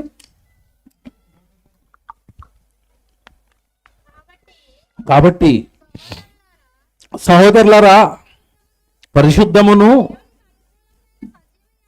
దేవునికి అనుకూలమునైన సజీవ యాగముగా మీ శరీరములను ఆయనకు ఏమన్నా ఏం చేయాలట? మీ శరీరాన్ని సమర్పించండి. జాగ్రత్తగా ఉండండి పదాలు. సజీవ యాగముగా ఆయన సేవకు, ఆయన పనికి మీ శరీరాలను సమర్పించండి. ఇప్పుడు చెప్తాను, చనిపోయిన తర్వాత బ్రతికి ఎలాగుందో కళ్ళకు కట్టినట్టుగా ఇప్పుడు చూపిస్తాను. ఈ వచనం మీకు అర్థమైతే, మీ శరీరాన్ని ఆయనకి ఇవ్వండి. మీ నోటితో ఆయన గురించి మాట్లాడండి, మీ కళ్ళు ఆయన వాక్యం చదవాలి, మీ చెవులు ఆయన గురించి వినాలి, మీ చేతులు ఆయన గురించి పనిచేయాలి, మీ దేహం సర్వం, మీ దేహం కూడా ఆయనకి ఏదైనా ఉపయోగపడాలి. మీ దేహం అలా మీ దేహాలను గనక ఆయనకు సమర్పిస్తే, మీ దేహం, మీ ప్రాణం, మీ రక్తం, మీ బలం, మీ తెలివి, మీ వివేచన, మీ దేహంలో ఉన్నవన్నీ కూడా, మీ జీవితం అంతా కూడా దేవుడికి గనక ఉపయోగపడితే, అలా ఉపయోగపడిన ప్రతి దేహాన్ని తిరిగి మరలా లేపుతాడు. ఆయనకు ఉపయోగపడిన దేహాలను మాత్రమే, ఆయనకు ఉపయోగపడిన జీవితాలను మాత్రమే, ఆయన సేవకు శరీరానికి ఇచ్చిన వాళ్ళు మాత్రమే. అందరినీ కాదు సుమా, అందరికీ తిరిగి మరణం తర్వాత బ్రతుకు వస్తుందని అనుకోకండి. అందరికీ కాదండి ఇది. దేవుడు చెప్పింది అందరినీ బ్రతికిస్తానని కాదు. ఎవరైతే సజీవ యాగముగా మీ శరీరాలను ఆయనకి ఇస్తారో వాళ్ళందరూ నిన్ను తిరిగి బ్రతికిస్తాను అన్నాడు. ఎంత మంచి వాగ్దానం తెలుసండి. ఒక మాట చూపిస్తాను. ఏజ్కేలు గ్రంథంలో మిమ్మల్ని బ్రతికిస్తాను, మీరు మరలా తిరిగి లేస్తారు అని ఎంత మంచి వాగ్దానం ఇచ్చాడు తెలుసండి. ఎప్పుడండి ఇది? క్రీస్తుకు పూర్వం అండి. ఏజ్కేలు గ్రంథం 37వ అధ్యాయము 12వ వచనం చూడండి బైబిల్లో. ఏజ్కేలు గ్రంథం 37:12 అండి. కాబట్టి ప్రవచనమెత్తి వారితో ఇట్లనుము, ప్రభువగు యెహోవా సెలవిచ్చినదేమనగా, నా ప్రజలారా, మీరున్న సమాధులను నేను తెరిచెదను. పదాలు చూడండి ఎలాగున్నాయో. నా ప్రజలారా, నా మాట విన్నవారులారా, బ్రతకడానికి నా దగ్గరకు వచ్చిన వారులారా, నేను సజీవ యాగంగా మీ శరీరాలను ఇమ్మన్నాను అని మీ దేహాలు నాకు ఇచ్చిన వారులారా, మీ కష్టాన్ని నాకు ఇచ్చిదిగో ఇలాంటి సభలు పెట్టిన వారులారా, నాకు ఉపయోగపడిన వారులారా, అది అక్కడ అర్థం. నాకు ఉపయోగపడిన వారులారా, మీరున్న సమాధులను నేను ఏం చేస్తానంటున్నాడు, తెరుస్తాడట. సమాధిని తెరవటం ఏంటండి? సమాధిని తెరవటం ఏంటి? అది సహజంగా సమాధులు ఎప్పుడు తెరుతారు చెప్పండి? ఎప్పుడు తెరుతారు? ఏదైనా పోలీస్ కేసు అయిపోయి ఆ శవానికి మీద ఏదైనా కేసులు ఉంటేనో మిస్టరీ వేయకుండా పాతి పెట్టేస్తాను, అప్పుడు కదండి ఓపెన్ చేస్తారు. మళ్ళీ ఓపెన్ చేసి మళ్ళీ పోస్ట్ మార్టం చేసి మళ్ళీ పాతేస్తారా? మళ్ళా పాతేస్తారు. దేవుడు అంటున్నాడు, మీ సమాధులు నేను తెరుస్తాను. ఎందుకు తెరుస్తాడు? కంప్లీట్గా నేను మిమ్మల్ని బ్రతికిస్తాను, సమాధుల్లో నుంచి మిమ్మల్ని పైకి లేపుతాను, మరో బ్రతికిస్తాను, మరొక జీవితం ఇస్తాను. ఆ దేహాన్ని నా సమాధుల తోటలో నేను విడిచిపెట్టను అంటున్నాడు. చదవండి ఇంకా ఎంత బాగుంటే కిందకి వెళ్ళేసరికి, సమాధులలో ఉన్నవారులారా, సమాధులలో నుండి మిమ్మును బయటకు రప్పించి ఇశ్రాయేలు దేశంలోనికి తోడుకొని వచ్చేదను. నా ప్రజలారా, నేను సమాధులను తెరచి సమాధులలోనున్న మిమ్ములను బయటికి రప్పించగా నేను యెహోవానై ఉన్నానని మీరు తెలుసుకుంటారు. మీరు బ్రతుకున్నట్లు నా ఆత్మను మీలో ఉంచి, చూసారా, మీరు బ్రతుకున్నట్లు నా ఆత్మను మీలో ఉంచి మిమ్మల్ని మళ్ళా బ్రతికిస్తాను. చావు తర్వాత బ్రతుకుంది, చనిపోతే అంతమైపోయింది అనుకోకండి, తర్వాత ఉంది జీవితం. ఆ జీవితం నేను మాత్రమే ఇవ్వగలను, నా ద్వారా మాత్రమే అవుతుంది. కాబట్టి దేవుడు ఎంత బాగా చెప్పినా మనకు అర్థమవుతుంది కదా. మనకు అర్థమవుదు అని జాగ్రత్తగా నేను ముగిస్తాను. ఇక మనకు అర్థమవుదు, దేవుడు ఎంత చెప్పినా ఎన్ని మాటలు చెప్పినా మనం నమ్మమని, మనం అర్థమవుదు అని మన కళ్ళ ముందండి ఆయన చేసిన ప్రకృతిలో ఆయన చెబుతున్న ప్రతి మాటకు ఒక సాక్ష్యం పెట్టుకుంటాడండి. బాగా వినండి, దేవుడు తాను చెబుతున్న తన ప్రతి మాట మనం నమ్మము కనుక ప్రకృతిలో ఏదో ఒక సాక్ష్యం పెట్టుకుంటాడు. ఆయన ప్రకృతిలో ఒక సాక్ష్యం పెట్టాడండి. చచ్చిపోయిన బ్రతుకుతాయా? మనం నమ్మం కదా. చచ్చిపోయాడంటే సమాధుల తోటలో అయిపోయాడండి, కుళ్ళిపోయాడండి, ఆ సమాధుల తోటలో మగ్గిపోయాడండి, మట్టిలో కలిసిపోయాడండి, ఎముకలు కూడా కలిసిపోయినా ఇక్క బతకటం ఏంటండి అని అంటాం కదా మనం.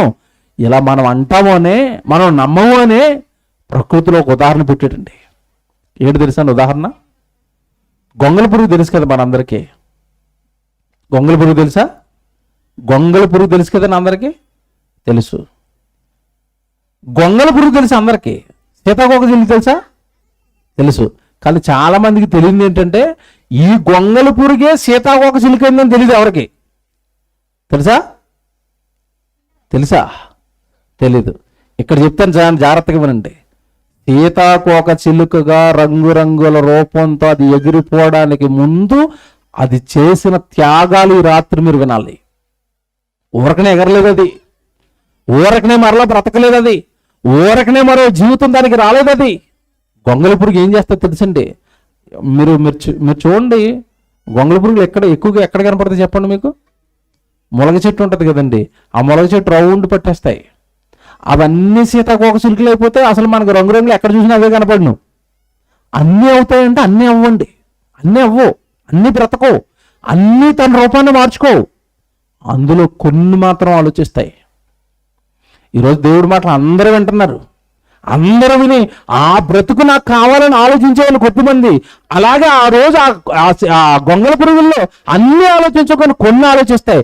నేను ఈ గొంగళి పురుగు రూపంతో నేను చచ్చిపోను, నాకు మరో రూపం కావాలి అని అది చేస్తుందండి. త్యాగాలు అన్నీ ఒక చోట ఉంటే ఈ బ్రతకాలనుకున్న ఒక్క పురుగు కూడా అన్నిట్లోంచి అది సెపరేట్ అయిపోద్దండి. తెలుసా మీకు? అది చేసే త్యాగాలు వినాడు. రాత్రి ఎగరడానికి, మరో బ్రతుకుని తెచ్చుకోవడానికి అది పడుతున్న కష్టాలు చెప్తున్నాను. ఆ అన్ని పురుగులు ఒక చోట ఉంటే నేను మీ దగ్గర ఉండనని అది ఒక్కటి అలా వేరైపోతాయి. వేరైపోయి అలా ప్రయాణం చేస్తూ ఉంటుంది, ప్రయాణం చేస్తూ ఉంటుంది. ఇలా పురుగు తినేస్తుంది.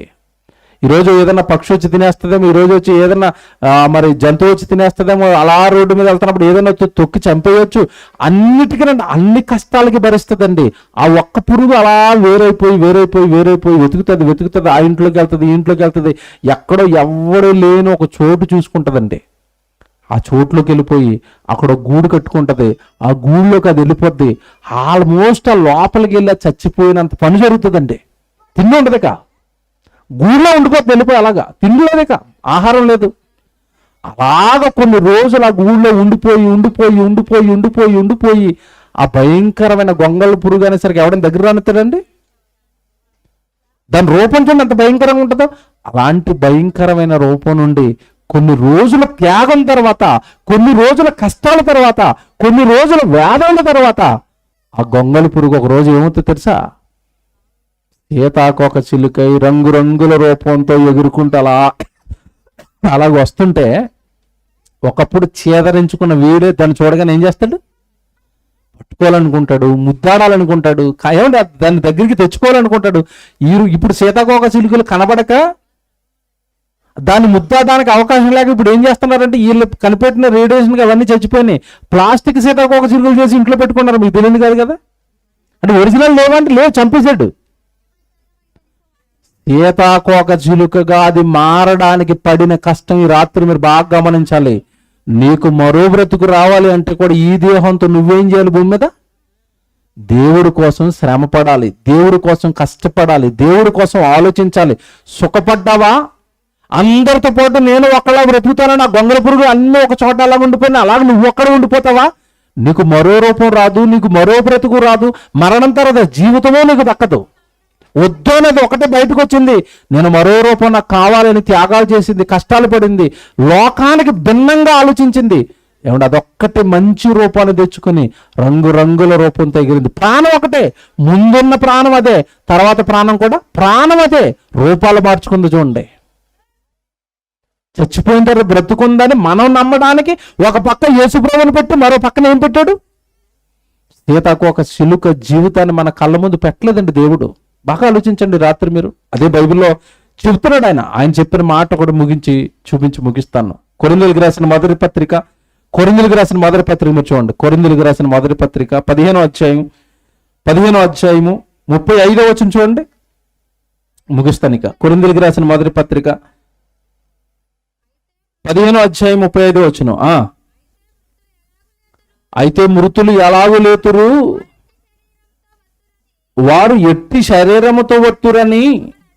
చూసారా, మృతులు లేవటం ఏంటండి? వాళ్ళ శరీరాలతో రావటం ఏంటని ఒకడు అడుగుతాడు, మళ్ళీ అడుగుతాడు. మనం ఈ ప్రశ్న చెప్పామనుకోండి, బైబిల్ చేతుల్లో ఉంది కనుక మనం నమ్ముతాం. చాలా మంది నమ్ముతారంటే నమ్మరండి. చాలా మంది నమ్మరు, చాలా మంది విశ్వసించరు, చాలా మంది అసలు ఒప్పుకోరు. అసలు మృతులు లేవటం ఏంటండి? చూడండి ఎంత బాగా అడుగుతున్నారట. మృతులు ఎలాగూ లేతురు, వారు ఎట్టి శరీరముతో వత్తురని ఒకడు అడుగుతాడట. తర్వాత చూడండి, ఓ అవివేకి, నీవు విత్తినది చచ్చితేనే కానీ బ్రతికింపబడదు కదా. నీ కళ్ళ ముందు నువ్వు విత్తిన విత్తనం చచ్చిపోయి బ్రతికింది కదా, నీకు కూడా చనిపోయిన తర్వాత బ్రతుకుంది కదా. చూసారండి, విత్తనాలను పెడుతున్నాడు, సీతాకోక చిలుకను పెడుతున్నాడు, కళ్ళ ముందు యేసుక్రీస్తు వారి జీవితాన్ని పెట్టాడు. నిజంగా ఒక విషయం వినండి, నేను చాలా ఆనందపడ్డానండి. తమ్ముడు సునీల్ వాళ్ళ ఇంటి దగ్గర ప్రార్థన పెట్టుకుంటానంటే తర్వాత అనుకోని కారణాలతో ఇక్కడికి షిఫ్ట్ అయింది. వాళ్ళ ఓనర్ అండి, వాళ్ళ ఇంటి ఓనర్ గారు ఎంత మంచి వాళ్ళు అంటే శశికాంత్ అట ఆయన పేరు. మేము ఇలా ప్రార్థన పెడుతున్నాం దేవుడి కోసం అనేసరికి నిజంగా మీరు చూడండి ఎంత మంచోడు. ఆయన మనసు బలి నచ్చిందండి నాకు.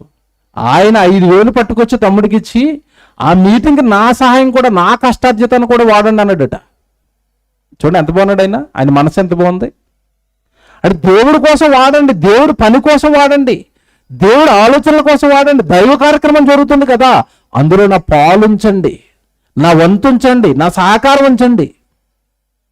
ఎంత మంచి ఆలోచనలు అండి. అంటే అర్థం ఏంటంటే దేవుడు చెప్పిన మాటలు ప్రజలలో పనిచేస్తున్న, దేవుడు బైబిల్లో రాయించిన మాటలన్నీ వాస్తవాలు కదండి. మేము సహకారం చేస్తే, దేవుడు పనికి తోడుగా ఉంటే, దేవుడు పనిలోనే ఉంటే మాకేమైనా మరణం తర్వాత జీవితాన్ని ఇస్తాడేమో. ప్రభు అనగానే కళ్ళ ముందు ప్రపంచానికి చూపించిన సాక్ష్యం అదే కదండి. నన్ను చంపాను, నేను తిరిగి లేచిపోయాను, నన్ను నమ్మిన వాళ్ళందరూ కూడా తిరిగి లేస్తారు. మరణం తర్వాత యుగ యుగాలు ఉండే జీవితాన్ని పొందుకుంటారు. అది కదండి క్రైస్తవ్యం అంటే. ఆ క్రైస్తవ్యంతో నిజంగా జరుగుతున్న ఆ సేవతో ఆ కార్యక్రమాల్లో పాలు పంపులు ఎవరైతే పొందుతున్నారో వాళ్ళందరూ కూడా ఈరోజు నిజంగా గొప్ప ధన్యులు అవుతారు, భాగ్యవంతులు అవుతారు. అదే తొలి శతాబ్దంలో పౌలు గారు చెప్తున్నారు, నాయన మేము చేసిన సేవ కానీ, మేము చేసిన ప్రసంగాలు కానీ, యేసుక్రీస్తుల వారి శిలువ త్యాగం కానీ, వీటన్నిటి యొక్క మూలం, వీటన్నిటి యొక్క అంతం ఒకటే, చనిపోయిన వాళ్ళందరినీ తిరిగి లేపాలి, పరలోకంలో ఉన్న కన్న తండ్రి దగ్గరికి, సమాధుల్లో ఉన్న వాళ్ళందరినీ కూడా తిరిగి తీసుకుని వెళ్ళాలి. అలా వెళ్ళాలి అంటే నీ కష్టార్జితంతో, నీ దేహంతో భూమి మీద దేవుడికి పనులు జరగాలి. అలా జరిగితే కళ్ళ ముందు చూడు, నువ్వు విత్తిన విత్తనం ఒకటి చచ్చిపోయి ఎలాగైతే బ్రతికిందో నువ్వు కూడా అలాగే బ్రతుకుతావు అంటున్నాడు. నువ్వు కూడా అలాగే తిరిగి లేస్తావు అంటున్నాడు. ఎలాంటి శరీరంతో వస్తారు అంటే, ఏమంటే విత్తనం చచ్చిపోయింది, నల్లగా ఉన్న విత్తనం భూమిలో పడిపోయి తెల్లటి పిక్కగా మారిపోతే, చింతపిక్కను మీరు చూస్తే అందులోంచి ఒక మహావృక్షం బయటకు వచ్చింది కదా, అలాగే మరణం తర్వాత మహా జీవితం ఒకటి రాబోతుంది. యశ్ప్రభు నుండి బ్రతకుండగా చూడడానికి వచ్చారండి చాలామంది మహాజ్ఞానులు వచ్చారు. యేసుప్రభుని చూస్తామని వస్తుంటే శిష్యులతో ఏమని కబురు పంపించారు తెలుసా యేసుప్రభు? ఇప్పుడు నన్నేం చూస్తారయ్యా, మనుష్య కుమారుడు మహిమ పొందవలసిన గడి వస్తుంది, అప్పుడు చూడమనండి అన్నాడు. అంటే అర్థం ఏంటి అక్కడ?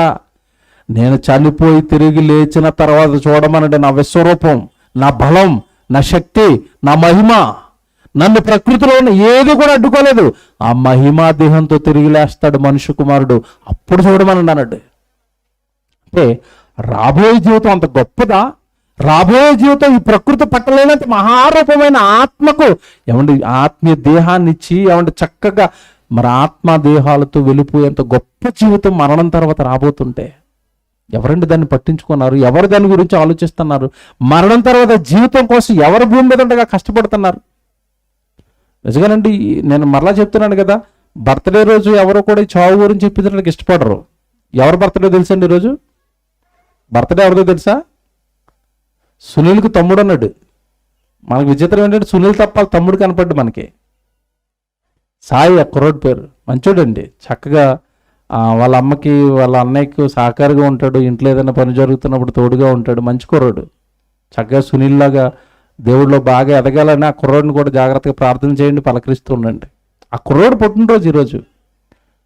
ఆ కుర్రోడు పుట్టినరోజునికి ఇలాంటి సంగతులు ఇక్కడ వింటున్నారు, ఈ ప్రాంతంలో వినిపించబడుతున్నాయి. చావు తర్వాత సంగతులు, ప్రపంచానికి అంత చిక్కని సంగతులు ఇంత ఈజీగా ఇంత గొప్పగా బైబిల్లో రాయబడ్డాయన్న వాస్తవాలు ఈరోజు మనం వింటున్నాం దేవుని పిల్లలారా. కనుక బైబిలులో చెప్పబడిన ప్రతి మాట మనం నమ్మడానికి దేవుడు ఆధారాలు, ఒక పక్క యేసుక్రీస్తు వారి జీవితం, మరో పక్క చచ్చిపోయి బ్రతుకుతున్న విత్తనం, మరో పక్క సీతాకోక చిలుక జీవితం, ఇన్ని సాక్ష్యాలతో దేవుడు చెప్తున్నది ఒకటే, చనిపోయిన తర్వాత మనందరికి ఏముంది? బ్రతుకుంది. ఆ బ్రతుకుని సొంతం అవ్వాలి అంటే భూమి మీద ఆయన యొద్దకు వచ్చి ఆయన బ్రతకమన్నట్టుగా సజీవ యాగంగా నీ దేహం, నీ జీవితం ఆయన సేవకు ఖర్చు అవ్వాలి, ఆయన పనికి ఖర్చు అవ్వాలి. ఇదండి బైబిల్లో రాయబడిన మాట. ఇది బైబిల్లో దేవుడు చెబుతున్న వాస్తవాలు. చివరికి ఒక మాట చెప్పి ముగించేస్తాను. మీరు చదువుకున్నారు కదా మనం ప్రారంభించిన దగ్గర, ఏంటి? దుఃఖించొద్దు, నిరీక్షణ లేని ఇతరుల వల్ల మీరు ఏం జరుగుతుందో మరణం తర్వాత మీరు దుఃఖించొద్దు అన్నాడు కదా.